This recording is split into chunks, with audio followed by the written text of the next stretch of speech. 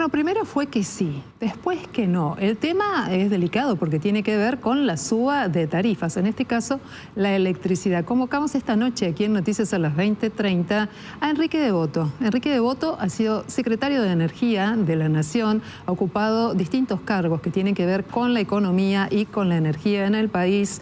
Hola Enrique, buenas noches, gracias por acompañarnos. ¿Cómo está usted? Les escucho muy bajito, por favor. Bueno, No sé cómo me escuchan. yo a usted lo escucho perfectamente. Estamos ya haciendo todo lo posible para poder sostener el ida y vuelta. Me imagino que ahora ya estamos ok. Enrique, le preguntábamos por esta decisión de avanzar y luego dar marcha atrás ante una decisión tomada por el ENRE que subía las tarifas de manera importante para sectores medios y para los sectores más populares, ¿no? Y eran subas importantes. ¿Qué elemento habrá sido el que llevó a tomar esta decisión de marchas y contramarchas? En primer lugar, tenemos que tener en cuenta que la Argentina tuvo una reforma importante en los 90 y durante toda la gestión kirchnerista eso se abandonó y se desordenó completamente todo el sistema tarifario. Todos estábamos de acuerdo en que había que actualizar las tarifas, puesto que estaban muy desactualizadas y eso perjudicaba al sector.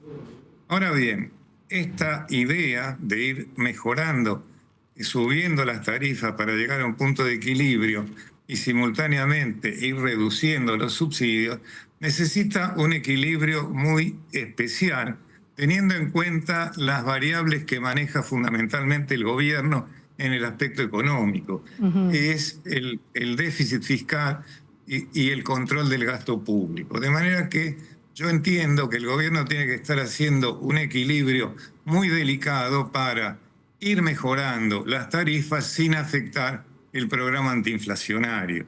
Por esto eso se ha transformado un poco en gradual y de alguna manera en prueba y error de ir subiendo las tarifas y viendo cómo pueden eliminar subsidios o cómo pueden seguir manteniendo algún tipo de subsidios sin alterar los programas monetarios. Porque eso es lo importante. Acá hay que equilibrar y hay de alguna manera como conflicto de intereses. Claro. Por un lado, la necesidad de ajustar las tarifas, llevarlo a donde corresponde, y por otro lado, no afectar inflacionariamente el proceso.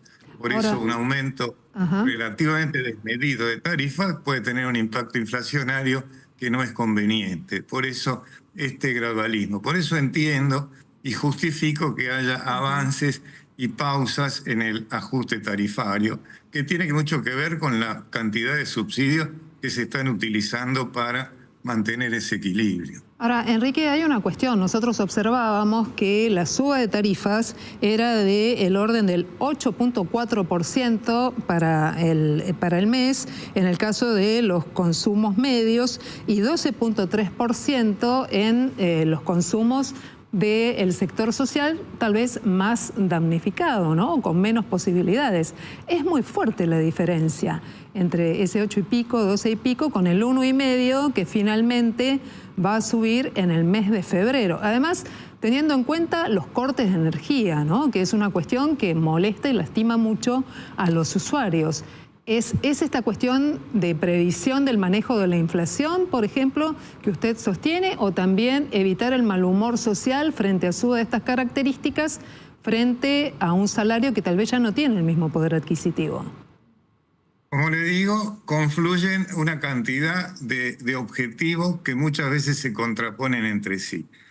Recordemos que en algunos medios, incluso gubernamentales, había temor de un verano de muchos cortes. Así es. La verdad que han habido cortes, pero no de la magnitud de lo que se esperaba, a pesar de unas temperaturas bastante elevadas. Eso significa que el sistema ha podido ser, digamos, maniobrado o ha sido conducido con bastante cuidado para evitar cortes prolongados, porque el problema son los cortes prolongados, no pequeños cortes que siempre se pueden producir. Es cierto que el sector todavía necesita una enorme cantidad de inversiones para volver a estar en las condiciones que estuvo en su momento. Esas inversiones también llevan tiempo, llevan recursos y es una cuestión gradual. Creo que acá si bien no es una palabra que al gobierno le guste, se necesita y tienen bastante pragmatismo de aplicar con gradualismo esta combinación de reducción de subsidios, aumento de tarifas, control de la inflación, control del gasto. No es fácil manejar estas variables en forma simultánea. Necesita mucho equilibrio y mucha sintonía fina, diría yo. Señor Devoto, soy Jorge Elías y me pregunto, ¿cuánto tiempo más llevará tener un sistema regular, un sistema normal y que no haya cortes, más allá de que hayan sido por pocos días, pero ha habido cortes nuevamente en la ciudad de Buenos Aires y en el país? Sí, el sistema tiene algunas deficiencias que viene de la falta de inversión, la falta de incentivos que ha tenido el sector a lo largo de 20 años, con una excepción muy fugaz en la gestión Macri, donde en particular en estos momentos hay bastantes restricciones en materia de transporte de energía. Todo el sistema de transmisión es está muy ajustado, está muy sobrecargado. Sobre todo no tengan presente que se han hecho muchas inversiones en energías renovables, eólicas y fotovoltaicas que hubieran requerido o están requiriendo ampliaciones en el sistema de transporte.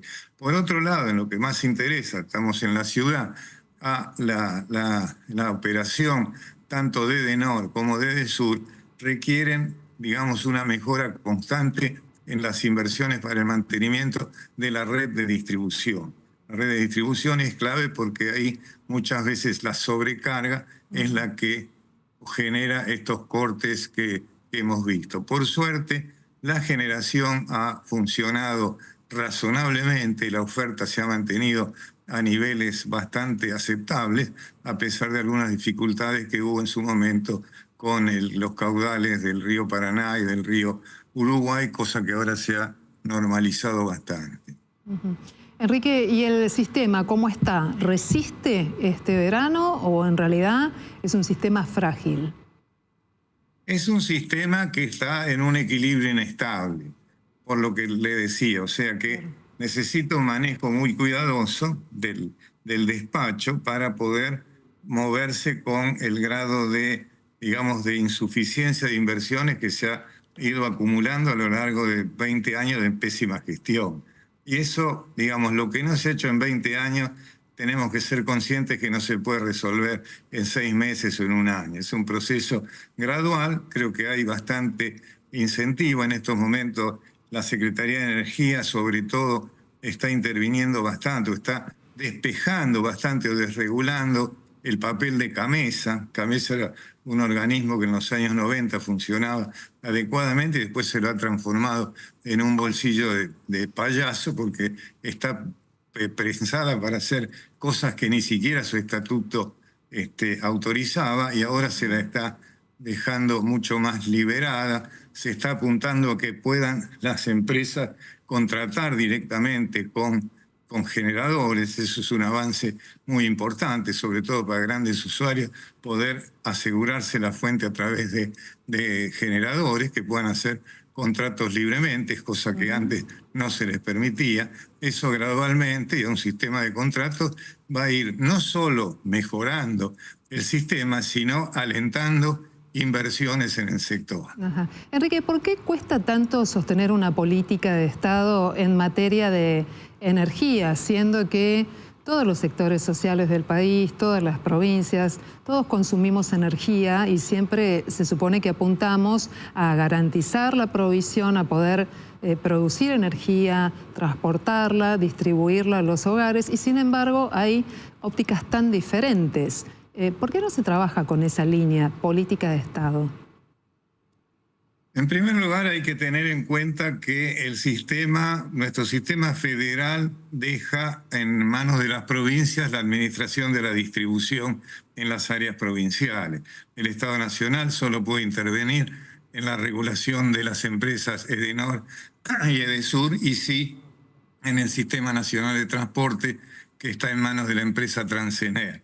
El resto es un tema que tienen que ir manejando los sistemas provinciales, las empresas distribuidoras provinciales, que ahí quiero hacer una salvedad.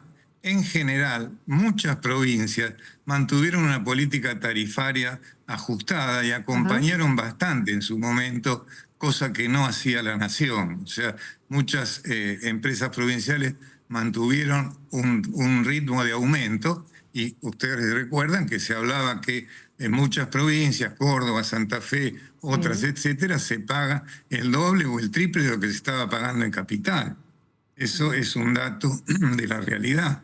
Y o sea que, ya le digo, usted lo señala bien, la energía exige política de Estado y las políticas de Estado necesitan continuidad, sistematización y permanencia. No se puede hacer un stop and go con las políticas energéticas. Creo que en estos momentos la Secretaría de Energía ha entendido, por lo menos las medidas que yo veo que están tomando, apuntan a una regularización, una normalización y una mejora del sistema.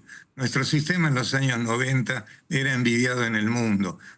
El mundo avanzó muchísimo en materia de regulación, en materia de sistemas eléctricos, y nosotros lamentablemente hemos quedado muchos, pero muchos años detrás de lo que funcionan en otras economías, y no hablemos de primer mundo, sino incluso países de América Latina, como Chile, como Brasil, como Colombia, etcétera, que han avanzado conforme iba avanzando las reglas de arte en la materia. Nosotros tenemos que recuperar 20 años de desidia, esa es la realidad, y no se recuperan en días. De acuerdo, es el exsecretario de Energía, Enrique Devoto. Le agradecemos mucho ida y vuelta para poder comprender qué es lo que va a pasar con las tarifas y por qué a veces se anuncia un aumento de una magnitud fuerte, importante, y por otro lado después se toman otras decisiones. Como siempre, un gusto, Devoto. Muchas gracias y buenas noches. No, gracias a ustedes por invitarme. Muy bien.